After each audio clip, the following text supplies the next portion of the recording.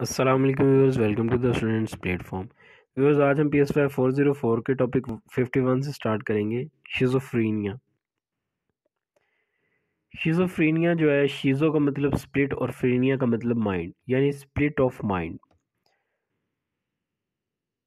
यहाँ से हम देखेंगे ये जो है ना, जितनी भी डिसऑर्डर्स हम पढ़ेंगे शिज़ोफ्रीनिया के रिलेटेड, उनकी लिस्ट है, उनके नाम दिए गए हैं। शिज़ोफ्रीनिया का मैंने आपको बताया, स्प्लिट ऑफ माइंड इसका मतलब है it is mental disorder or collection of disorders which include hallucination, delusion, disorder in social relation, etc. Positive symptoms इसके क्या है कि जो addition to behaviour, negative symptoms होते हैं जो लैक ऑफ बिहेवियर, ये एडिशन टू बिहेवियर के अंदर इजाफा करते हैं, एक्स्ट्रा बिहेवियर इंसान का जिसको ज़रूरत नहीं होती, जिस बिहेवियर की वो ऐड होता है बंदे के। इसके अंदर पहला है डेल्यूजन। इंसान ऐसी चीज़ों पर बिलीव करता है जो हकीकत में मौजूद नहीं होती। मसलन इंसान सोचता है कि फ़लाँ बंदा इसके ख़िलाफ़ साजिश कर रहा है, और जबकि हकीकत में ऐसा नहीं होता। हेलुसिनेशन, इसमें इंसान को ऐसा लगता है कि इसे कोई छू रहा है या फिर इसके पास कोई मौजूद है, इसे मुख्तलिफ आवाज़ें सुनाई देती हैं, जबकि ये सिर्फ़ इसका ख्याल होता है। हाईलाइटेड, ये देखें हेलुसिनेशन की टाइप्स हैं, इसके जस्ट आप नाम याद कर लें हेलुसिनेशन के। टैक्टाइल है, सोमेटिक है, विजुअल है। ये जितने भी मैंने हाईलाइट कर दिए नाम, इनको एक बार रीड आउट कर लीजिएगा। नेगेटिव सिम्टम्स, जैसा कि मैंने आपको पहले बताया, लैक ऑफ बिहेवियर। अगर स्टूडेंट है तो पढ़ना छोड़ देगा, लाइफ को एंजॉय करना छोड़ देगा, ये नेगेटिव सिम्टम्स हैं। आगे आ जाए जी, डायग्नोस्टिक। ये मैं एक टॉपिक ऊपर स्किप कर रहा हूँ। डायग्नोस्टिक क्राइटेरिया, ये हम चीज़ें डिस्कस कर चुके हैं, मतलब कि डेल्यूजन को, हेलुसिनेशन को मैंने अभी आपको बता दिया क्या होता है, तो नेगेटिव सिम्टम्स का बता दिया मैंने। बी पॉइंट को देखते हैं। अगर अब बीमारी का टाइम 6 माह यानी 6 महीनों से ज़्यादा है तो इसे हम शिज़ोफ्रेनिया का नाम देंगे, लेकिन अगर 6 माह से कम है तो इसे हम शिज़ोफ्रेनिया का नाम नहीं देंगे। आगे टॉपिक, ये सारे पॉइंट्स स्किप कर रहा हूँ मैं। टॉपिक 52 देखते हैं। जो मेन पॉइंट, जो असल बात थी वो मैंने आपको बता दी। असल कहानी चीज़ों की मैं आपको बताए जा रहा हूँ। अगर कोई टॉपिक स्किप हो जाता है या मैं खुद करता हूँ, आप उसको लेके परेशान हुआ करेंगे कि इसके अंदर क्या रह गया या क्या स्किप हो गया। ऐसा जो पेपर पॉइंट ऑफ व्यू से इम्पोर्टेंट है, कुछ भी ऐसा मैं स्किप नहीं करता, वो मैं लाजमी आप लोगों को बताता हूँ। Topic 52 schizophrenia in continuation of the previous topic 51 का कंटिन्यूशन ही है ये। ई पॉइंट है ये, इसमें कह रहा है कि क्राइटेरिया बता रहा है, डायग्नोस्टिक क्राइटेरिया। ये भी हो सकता है कि शिज़ोफ्रेनिया ना हो लेकिन इसी की सिम्टम्स ज़ाहिर हो, मसलन ड्रग्स लिया हो, उसके बाद रिजल्ट में डिल्यूजन या हेलुसिनेशन पैदा हो सकती है। या फिर ये कह रहा है कि अगर इसमें इंडिविजुअल को पास्ट में कोई ऐसी बीमारी हो माइंड के रिलेटेड या कोई और बीमारी हो, तो इस वक्त तक हम शिज़ोफ्रेनिया कंसिडर नहीं करेंगे जब तक शिज़ोफ्रेनिया के सिम्टम्स हो सकता है, मतलब कि कोई पास की बीमारी हो। सॉरी, स्पेसिफाई कह रहा है कि उस वक्त तक हम शिज़ोफ्रेनिया के सिम्टम्स नहीं कहेंगे शिज़ोफ्रेनिया जब तक सिम्टम्स 1 माह तक मुसलसल ज़ाहिर ना हो। अगर इसे बचपन में कोई और मेंटल डिसऑर्डर था और अभी शिज़ोफ्रेनिया के सिम्टम्स 1 माह तक मुसलसल ज़ाहिर हो रहे हैं, तो हम इसे शिज़ोफ्रेनिया नहीं कहेंगे, क्योंकि ये किसी और मेंटल डिसऑर्डर की वजह से है। आगे इसके अंदर ये देखें, first episode currently in acute episode, मतलब कि फर्स्ट एपिसोड का मैंने आपको पहले बताया था कि ड्यूरेशन, बीमारी का ड्यूरेशन, बीमारी स्टार्ट हुई, सिम्टम्स ज़ाहिर हुए, उसके बाद रुक गए थोड़ी देर के लिए, फिर स्टार्ट हो गए, मतलब जो इस देर में कंटिन्यू रहे ना वो सिम्टम्स, उसको हम एक एपिसोड कहते हैं। पहली एपिसोड मतलब कि फर्स्ट टाइम सिम्टम्स ज़ाहिर हुए बीमारी के, और एक्यूट मतलब कि फुल फ्लैज, उसके बाद सिम्टम्स ज़ाहिर हुए, उसके बाद पार्शियल रेमिशन, मतलब कि उस लिहाज से फुल फ्लैज नहीं थे सिम्टम। उसके बाद तीसरे कह रहा है first episode currently in full रेमिशन, मतलब कि जितने भी सिम्टम्स थे वो फुली शो नहीं हुए, बीमारी थी लेकिन सिम्टम्स सही तरह शो नहीं हुए। मल्टीपल एपिसोड में भी इसी तरह के 2 या 2 से ज़्यादा एपिसोड्स हुई हैं, मतलब कि एक दफ़ा बीमारी पैदा हुई, शो हुए सिम्टम, फिर रुक गई, फिर शो हुए, फिर रुक गई। कंटिन्यूस है, मतलब कि कंटिन्यूली सिम्टम्स ज़ाहिर होते जा रहे हैं, रुक नहीं रहे। कोई पॉज नहीं आ रहा, इसी अनस्पेसिफाइड भी कह सकते हैं कि पता नहीं चल रहा कि किस टाइप की बीमारी है। आगे यहाँ से देखें टॉपिक 53 को हम देखेंगे अभी। Schizophrenia form.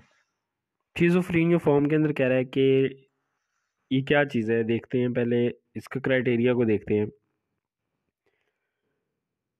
शिज़ोफ्रेनिया वाला ही क्राइटेरिया है शिज़ोफ्रेनिया फॉर्म का भी, लेकिन इनमें तमाम बीमारियों में से दो या दो से ज़्यादा होनी चाहिए जो नीचे दी गई हैं। Delusion, hallucination, disorganised speech, grossly disorganised और कैटाटोनिक बिहेवियर, नेगेटिव सिम्टम्स।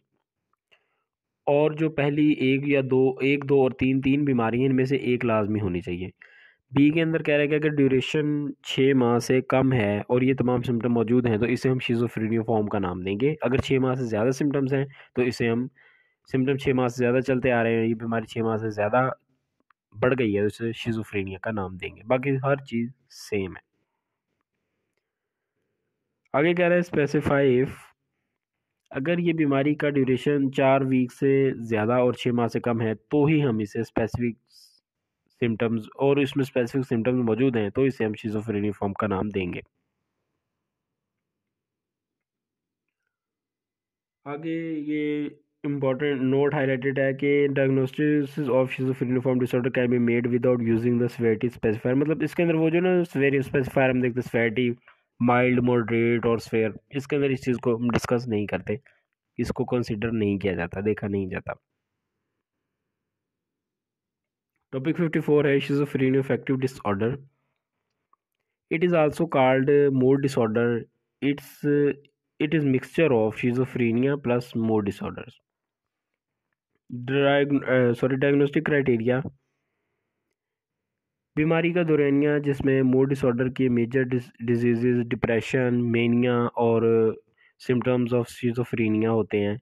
अगर दो या दो से ज़्यादा वीक के ड्यूरेशन में दोनों डिसऑर्डर के सिम्टम नज़र आ रहे हों तो इसे हम शिज़ोफ्रेनिया अफेक्टिव डिसऑर्डर का नाम देंगे। ये देखने की भी ज़रूरत है कि कहीं किसी और मेडिकल डिसऑर्डर या किसी ड्रग्स की वजह से तो ये सिम्टम्स ज़ाहिर नहीं हो रहे।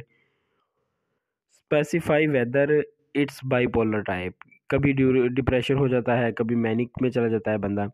Specify if catatonia, lack of body movement speech, इसको हम कैटाटोनिया कहते हैं। स्पेसिफाई विद, आगे कह रहा है कि जैसे कि हमने पिछले टॉपिक में देखा कि 1 साल से ज़्यादा ड्यूरेशन को स्पेसिफाई करने का, उसका ड्यूरेशन कितना है।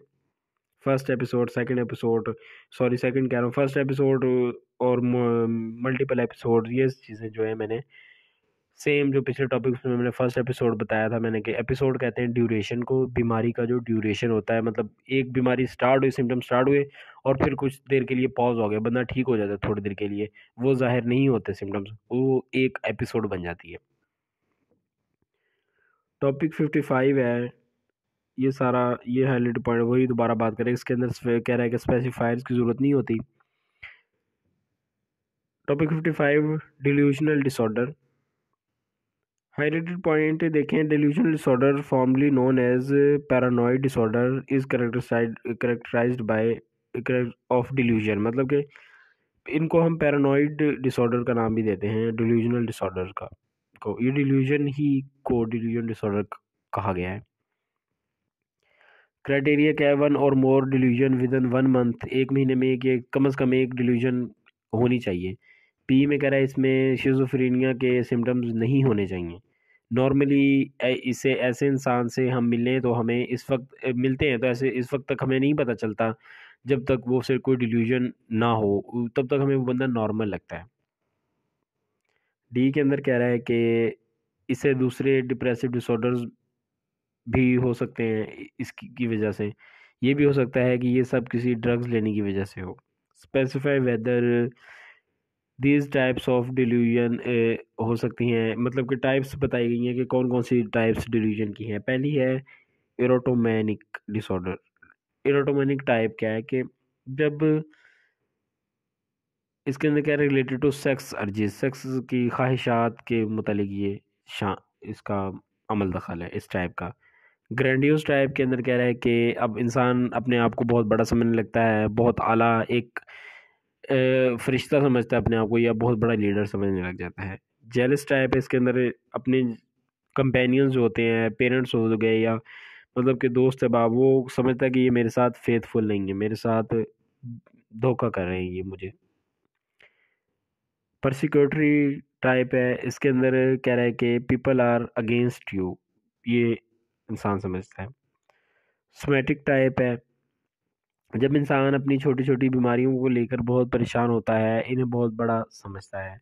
मिक्स टाइप है, मिक्सचर ऑफ टू और मोर डिल्यूजन्स हो गए। अनस्पेसिफाइड टाइप है, यानी कि जब डिल्यूजन हो लेकिन हम इसे स्पेसिफाई नहीं कर सकेंगे वो किस टाइप की है। आगे है टॉपिक 56, डिल्यूजनल डिसऑर्डर को ही हम डिस्कस करें। इसके अंदर स्पेसिफायर्स हैं, वही दोबारा बात करें। फर्स्ट एपिसोड है, फर्स्ट 1 ईयर ऑफ डिसऑर्डर, पहला साल एक चला है डिसऑर्डर का, और currently in acute full form में फुल फ्लैज है, फुल सिम्टम्स हो रहे हैं। फर्स्ट एपिसोड है लेकिन पार्शियल रेमिशन है, कभी सिम्टम्स ज़ाहिर होते हैं कभी नहीं होते। और थर्ड में कह रहा है कि फुल एपिसोड, फर्स्ट एपिसोड है लेकिन फुल रेमिशन है, यानी कि सिम्टम्स बिल्कुल भी ज़ाहिर नहीं हो रहे हैं। मल्टीपल एपिसोड्स के अंदर भी सेम वही बात कर रहा है। और आगे कर कंटिन्यूस है, बीमारी चलती जा रही कंटिन्यूली, रुक नहीं रही, बीच में पॉज नहीं आ रहा, या फिर अनस्पेसिफाइड है, यानी कि हम इसकी टाइप कौन सी है, किस बीमारी को स्पेसिफाई नहीं कर पा रहे, बीमारी को एक स्पेसिफिक नाम नहीं दे पा रहे हम। स्पेसिफाई करंट सेवेरिटीज़, मतलब ये चीज़ें देखना ज़रूरी है कि शिज़ोफ्रेनिया और डिल्यूजन को देखने के लिए इन तमाम सिम्टम्स को देखने की ज़रूरत है। Delusion, hallucination, disorganised speech, abnormal psychotic psychomotor disorders, negative symptoms. आखिर में वही बात करें कि diagnosis of delusion disorder can be made without using severity specifier, मतलब इसके अंदर सेवेरिटी स्पेसिफायर की ज़रूरत नहीं है। हमने पढ़ा था माइल्ड, मॉडरेट और स्वेयर, इसके अंदर इस चीज़ को डिस्कस नहीं किया जाता। जल्दी मिलते हैं अपने नेक्स्ट टॉपिक्स के साथ। टिल देन टेक केयर, अल्लाह हाफिज़।